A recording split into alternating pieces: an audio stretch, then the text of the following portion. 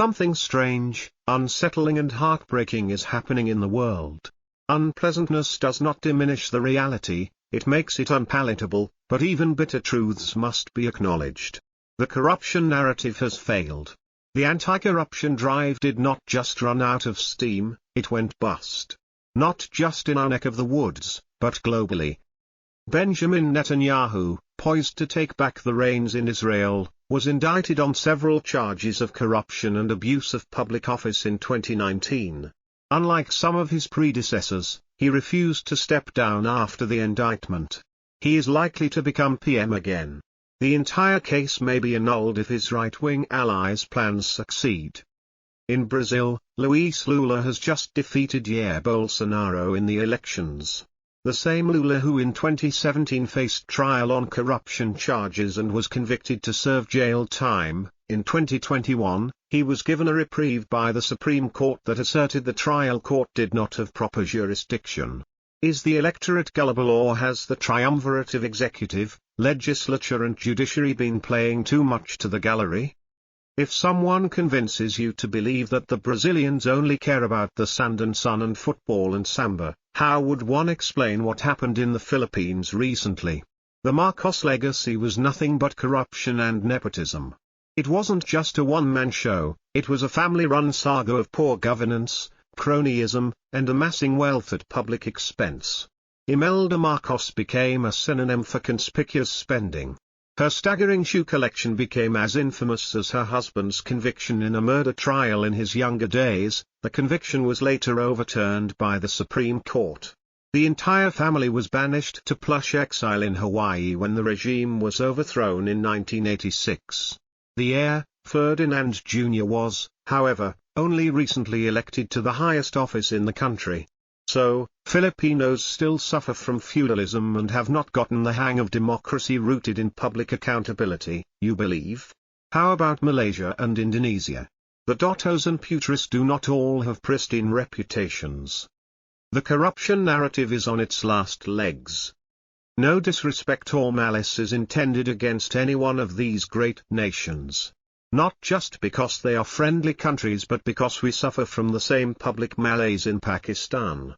We are all in the same boat, and it seems that we the public are collectively poking the holes that let the water in before we start jumping ship to swim towards islands of excellence and healthier democracies. No one is suggesting that corruption be dropped from the public discourse or that the anti-corruption struggle be abandoned. All efforts to remove corruption at the service delivery level where they make life miserable for the common folk must continue. What we also need to discuss is whether the present-day multi-party democracies, one-party oligarchies, military dictatorships, nanny states and banana republics are all failing alike, because that is the nature of the system they are based on. Closer to home, the corruption narrative is on its last legs. The proponents are under investigation for anything from petty thievery to illegal donations to money laundering. Most are yet to be proved in a court of law.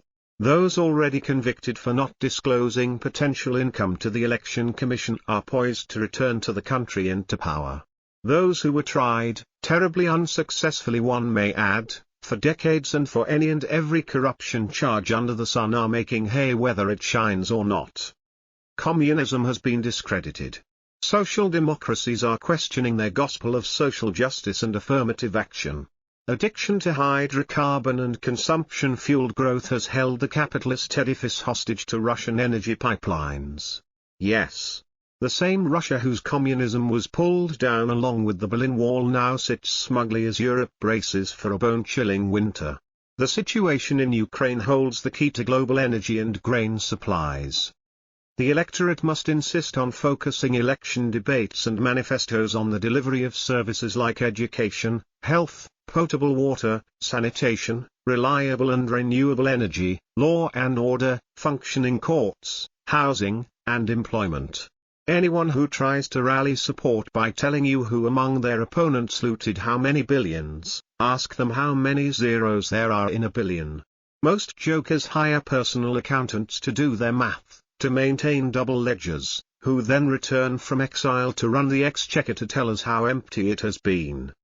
Before one is accused of holding a brief for the corrupt, Please bear in mind that delivering even half the mentioned services would hardly leave anyone with time to indulge in loot and plunder.